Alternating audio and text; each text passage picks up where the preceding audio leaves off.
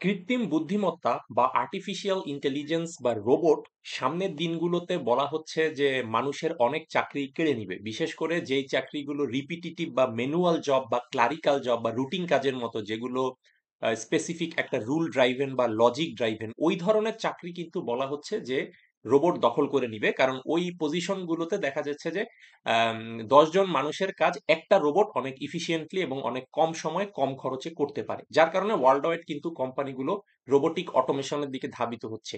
যার কারণে অনেক রিপিটিটিভ জব বা logic driven job, routine job এগুলিতে দেখা যাচ্ছে যে যেসব মানুষ কর্মরত আছে তাদের চাকরি হয়তো একটা সময় গিয়ে রোবট টেক ওভার করে নিবে। তো তাহলে প্রশ্ন হচ্ছে, যারা এই চাকরিগুলোতে আছেন, লেটস সে আমি যদি বলি একজন কম্পিউটার টাইপিস্ট বা কম্পিউটার অপারেটর যিনি আছেন, তো উনি তো চাইলেই হঠাৎ করে একজন মেশিন লার্নিং সায়েন্টিস্ট বা একজন রিসার্চার বা একজন আর্টিফিশিয়াল ইন্টেলিজেন্স সায়েন্টিস্ট হয়ে যেতে পারবেন না উনার চাকরি বাঁচানোর জন্য।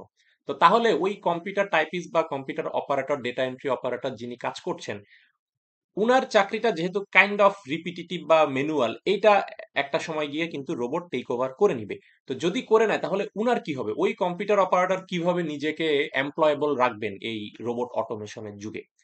তো এটা আসলে একটা সহজ আনসার হচ্ছে যে আপনি যদি নিজেকে একটু আপস্কিল করতে পারেন তাহলে কিন্তু যতই রোবট আপনার চাকরি নিয়ে নেক, আপনার কোনো না কোনো গ্রহণযোগ্যতা বা প্রয়োজনীয়তা একটা প্রতিষ্ঠানে থাকবে। একটা ছোট উদাহরণ দিলেই জিনিসটা ক্লিয়ার হয়ে যাবে। যে ধরেন আমাদের লেটস একজন কম্পিউটার অপারেটর, তো উনি এখানে টাইপ করছেন, তো একটা সময় গিয়ে রোবট এই টাইপিং এর কাজগুলো করতে পারবে।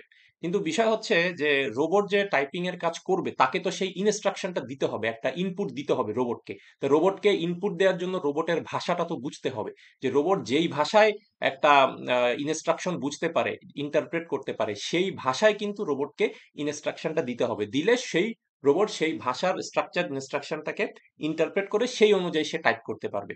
টাইপ করলে দেন আপনাকে সে ডিজায়ার্ড আউটপুটটা দিবে। তো তাহলে রোবটের ওই ভাষা, যিনি কম্পিউটার অপারেটর বা ডেটা এন্ট্রি অপারেটর, উনি যদি রোবটের ওই ভাষা বা প্রম্পট ইঞ্জিনিয়ারিং যেটাকে বলা হয়, যে একটা রোবট বা একটা মেশিন লার্নিং মডেলকে কিভাবে ইনপুট দিলে আমি ডিজায়ার্ড আউটপুট পাবো, এই ধরনের ক্ষেত্রে যদি উনি নিজেকে আপস্কিল করতে পারে, যে বসে বসে শুধু টাইপ না করে আমি কিভাবে একটা রোবটকে কি ভাষায় ইনস্ট্রাকশন দিলে সে আমার এই টাইপিং এর কাজটা ও দ্রুত গতিতে তৎক্ষণাৎ করে দিতে পারবে, ওই ইনস্ট্রাকশন কনভে করার যে স্কিলটা বা প্রম্পট ইঞ্জিনিয়ারিং, এক্ষেত্রে যদি উনি নিজেকে আপস্কিল করেন তাহলে কিন্তু সহজেই উনি নিজেকে ধরে রাখতে পারবেন বা এমপ্লয়াবিলিটি উনার থাকবে। তো কাজেই এই ধরনের এক্সাম্পল আবার লেটস সে যারা অনেকে বলা হচ্ছে যে 3D printed house, 3D printed building, যে আমরা এখন কনস্ট্রাকশন ওয়ার্ক যেগুলো হচ্ছে, বিল্ডিং কনস্ট্রাকশন, এগুলো বলা হচ্ছে যে রোবটই কনস্ট্রাক্ট করতে পারবে, আমার construction worker, human construction worker কিন্তু প্রয়োজন হবে না। তো তাহলে যদি প্রয়োজন না হয় তাহলে আজকে যারা আমাদের হিউম্যান কনস্ট্রাকশন ওয়ার্কার আছে, যারা রড বালু সিমেন্ট বহন করছে কনস্ট্রাকশন সাইটে, তাদের কি হবে? তাদের চাকরি তো রোবট নিয়ে নিবে। তো এক্ষেত্রেও তারা নিজেদেরকে আপস্কিল করতে পারে। লেটস সে বলা হচ্ছে 3D printed home, 3D printed building, যে এক একটা বিল্ডিং এর দরজা জানালা, এক একটা বিল্ডিং এর দেওয়াল, এগুলি 3D প্রিন্টার থেকে বের হয়ে আসবে।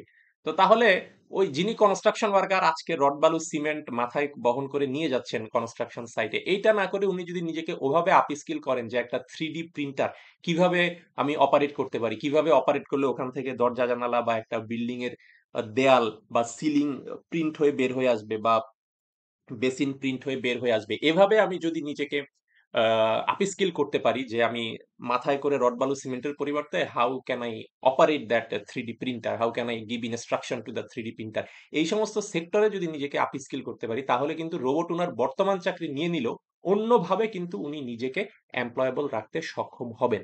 তো একইভাবে অন্যান্য সেক্টরও যারা আছেন, যেখানেই আসুক, লেটস সে বলা হচ্ছে কাস্টমার সার্ভিস রিপ্রেজেন্টেটিভ যারা আছেন বা কল সেন্টারে যারা চাকরি করেন, তাদেরটা চ্যাটবট এগুলো নিয়ে নিবে, বা natural language processing, it's fine, নিয়ে নিবে। কিন্তু এগেইন ন্যাচারাল ল্যাঙ্গুয়েজ প্রসেসিং কেও তো আপনাকে ট্রেন আপ করাতে হবে। ট্রেন আপ করাতে হলে ওই যে প্রম্পট ইঞ্জিনিয়ারিং, যে তাকে কি ভাষায় কমান্ড দিতে হবে, কি ভাষায় কি ধরনের কাস্টমার কোয়ারি আসে, এটার উত্তর কি, এই জিনিসগুলো তো একটা ট্রেনিং ডেটা সেটের বিষয় আছে। তাই এইভাবেও আপনি নিজেকে যদি আপস্কিল করেন যে আমি কি ইনস্ট্রাকশন দিয়ে ওকে ট্রেন আপ করাতে পারি, যাতে করে সে আমার প্রতিদ্বন্দ্বী না হয়ে সে আমার কোবট হয়ে যায়, অর্থাৎ কোলেবোরেটিভ রোবট বা কোবট হয়ে যায়, এই ধরনের সেক্টরে আপনি যখন নিজেকে আপস্কিল করতে পারবেন, দেখবেন যে যতই রোবট আপনার বর্তমান চাকরি কেড়ে নেক, আপনি নিজেকে আপস্কিলের মাধ্যমে কিন্তু এই রোবট অটোমেশনের যুগেও কিন্তু আপনার যে ডিমান্ড বা এমপ্লয়াবিলিটি সেটা ধরে রাখতে পারবেন।